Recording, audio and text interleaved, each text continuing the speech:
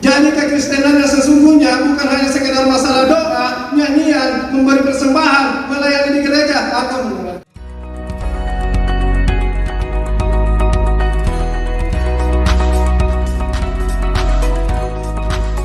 Baik, shalom. Ya, pada pagi hari ini kita akan merenungkan kebenaran firman Tuhan yang telah saya persiapkan di dalam kitab surat Yakobus, ayat yang pasal yang pertama, ayat 19 hingga ayat yang ke-26. Ya, dan sini sebenarnya kemarin sudah disampaikan oleh saudari Devi, dan saya juga kaget ketika mendengar nasihat kemarin, kok khotbah kami sama di dalam nasihat. Ya, tetapi saya yakin dan percaya bahwa firman Tuhan itu sangat luas, dalam, sehingga firman itu tidak hanya berfokus dengan satu ini saja, tetapi banyak. Oke, baik. Kita akan membacakan firman Tuhan ini secara bergantian. Ayat yang ke-19 saya yang akan bacakan untuk kita semua. Ayat yang ke-20 Bapak Ibu Saudara-saudari sekalian. Begitu seterusnya hingga ayatnya yang ke-26. Lembaga Alkitab Indonesia memberikan judul pendengar atau pelaku firman. Firman Tuhan, hai saudara-saudara yang kukasihi, ingatlah hal ini. Setiap orang hendaklah cepat untuk mendengar, tetapi lambat untuk berkata-kata, dan juga lambat untuk marah.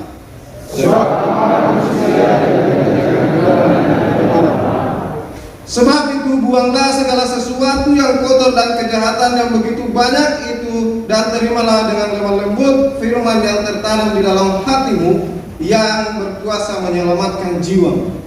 Tetapi hendaklah kamu menjadi pelaku firman, dengan saya. Sebab jika seorang hanya mendengar firman saja dan tidak melakukannya, ia adalah seumpama seorang yang sedang mengamat-amati mukanya yang sebenarnya di depan cermin. Baru saya dia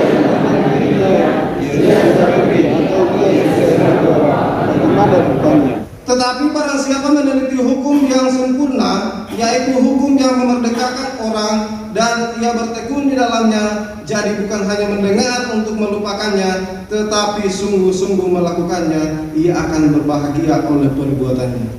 Jika seseorang berdiri kepada tetapi tidak melakukan tidaknya, dia menipu dirinya sendiri, maka sia-sialah padanya. Terima kasih untuk kerjasamanya dalam pembacaan kita pada pagi hari ini. Yang berbahagia adalah setiap kita yang membaca, merenungkan, serta melakukannya di dalam kehidupan kita hari lepas hari. Ya, tema kita pada pagi hari ini ialah menjadi pendengar serta pelaku firman yang setia.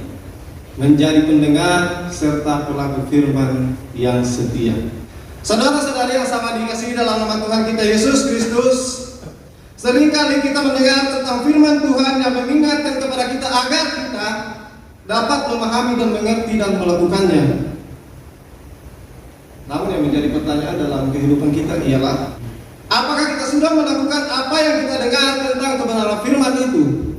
Terkadang manusia lebih mudah menjadi seorang pendengar saja dibandingkan ia melakukan kebenaran firman itu. Betul tidak ini? Kita seringkali mudah mendengarkan, tetapi untuk melakukannya itu sangat sulit. Tetapi biarlah pada pagi hari ini bagaimana kita menjadi seorang pendengar serta pelaku firman. Dan hampir setiap hari, setiap kita mendengar tentang bagaimana kita akan menghadirkan sukacita, kebahagiaan, dan damai sejahtera dimanapun kita berada. Namun bagaimana kita bisa menghadirkan semuanya itu?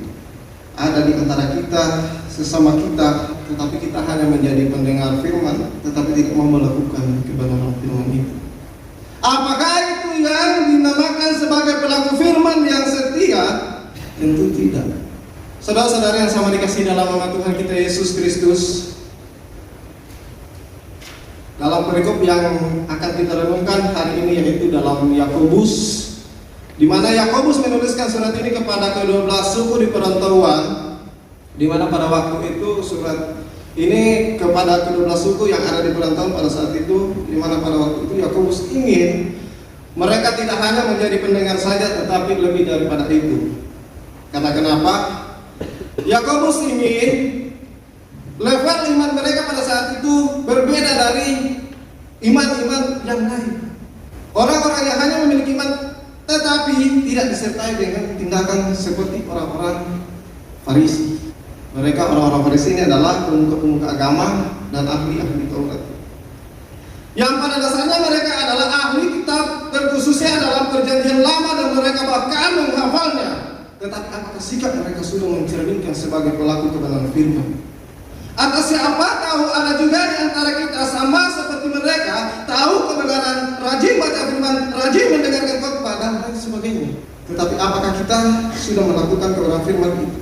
Mari kita tanyakan dalam hati kita masing-masing, menanyakan dalam diri kita, apakah kita sudah menjadi pelaku firman?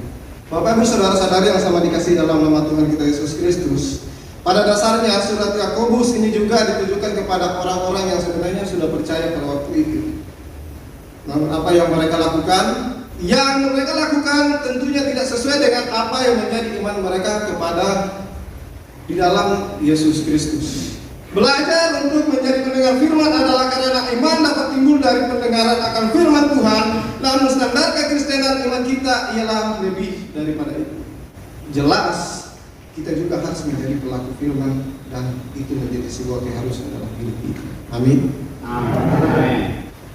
Oleh karena itu dalam perikop ini ada dua cara yang akan kita pelajari bersama-sama agar kita dapat menghadirkan kerajaan Allah, yaitu sukacita, damai sejahtera, dan kebahagiaan ada di antara kita. Cara yang pertama yaitu membersihkan hati. Membersihkan hati. Itu bisa kita lihat di dalam ayat yang ke-19 hingga ayatnya yang ke-21. Dalam ayat yang ke-19 di sana dikatakan setiap orang hendaklah cepat untuk mendengar. Cepat untuk mendengar. Saudara-saudara yang sama dikasihi dalam nama Tuhan kita Yesus Kristus, apa yang ada dalam benak kita ketika kita mendengar tentang kata hendaklah cepat untuk mendengar? Yang mau saya garis bawahi di dalam ayat ini adalah kata cepat. Kata cepat dalam konteks ini menyiratkan yaitu tentang kesiapan dan hasrat yang kuat untuk mendengarkan firman.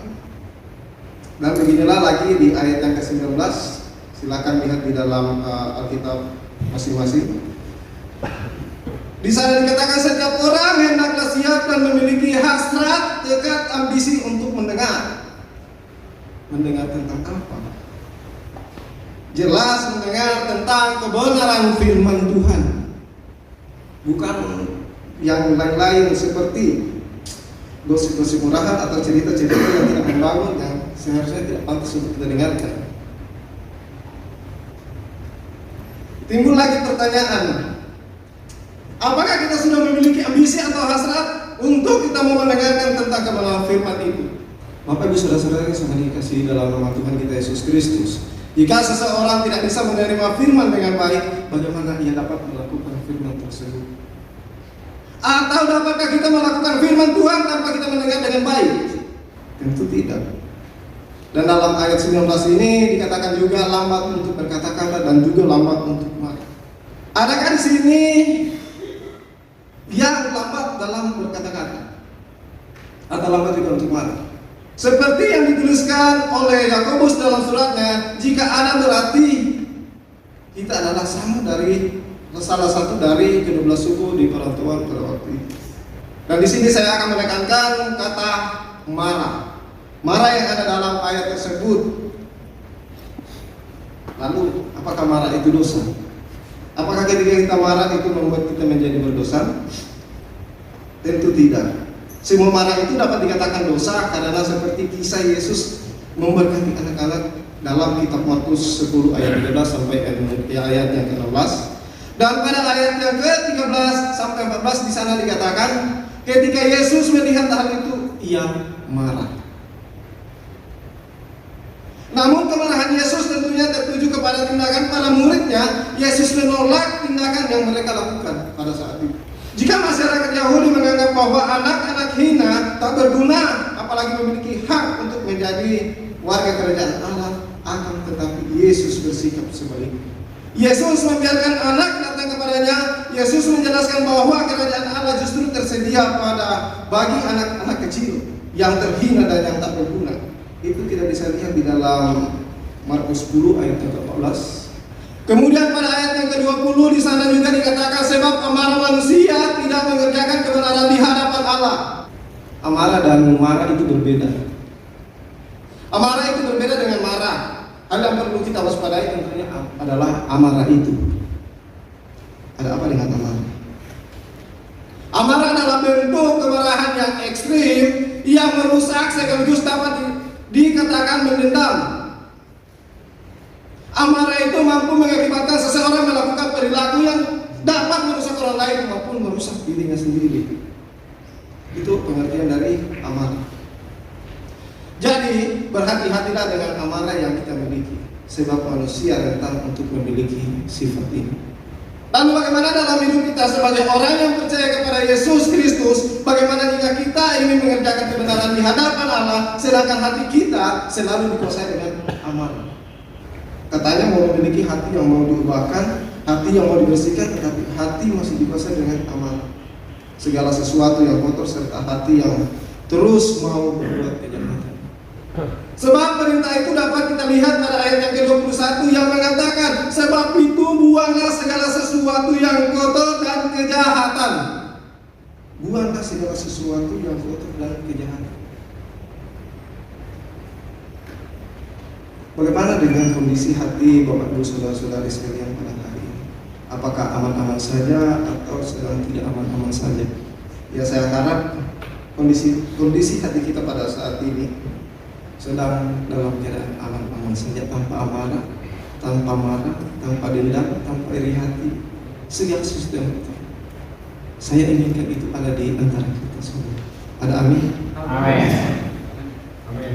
Karena bagaimana jika kita ingin menjadi pelaku firman sedangkan masih ada hal-hal yang belum kita tanggalkan atau membuat segala kejahatan dalam hati kita? Bukankah kita memiliki kerinduan bersama untuk menghadirkan kebahagiaan itu, kedamaian itu, dan sukacita?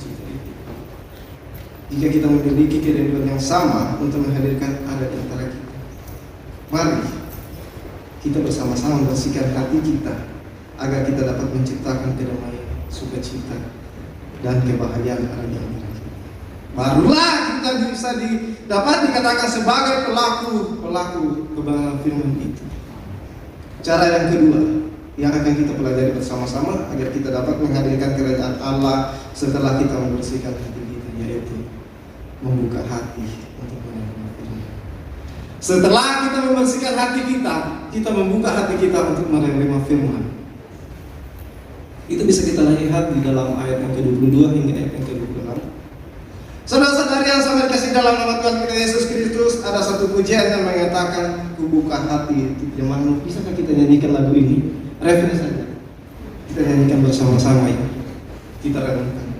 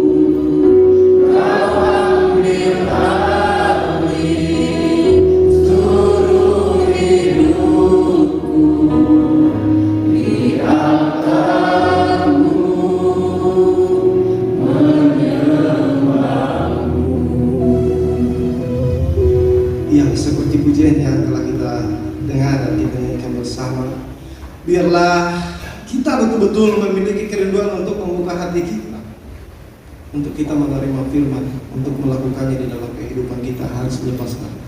biar kita bisa menghadirkan kedamaian, sukacita, kebahagiaan. Dalam lirik lagu tersebut mengatakan bagaimana kita mau membuka hati kita untuk menerima setiap jemaat Tuhan, berserah sepenuhnya di hadapan Tuhan, serta kita mempercayakan kepada Tuhan seluruh kehidupan kita. Hanya kepada-Nya. Ketika mendengar firman Tuhan, mari kita membuka telinga kita, hati kita dan pikiran kita untuk mau mendengar dan menikmati firman Tuhan. Dan tidak hanya mendengar,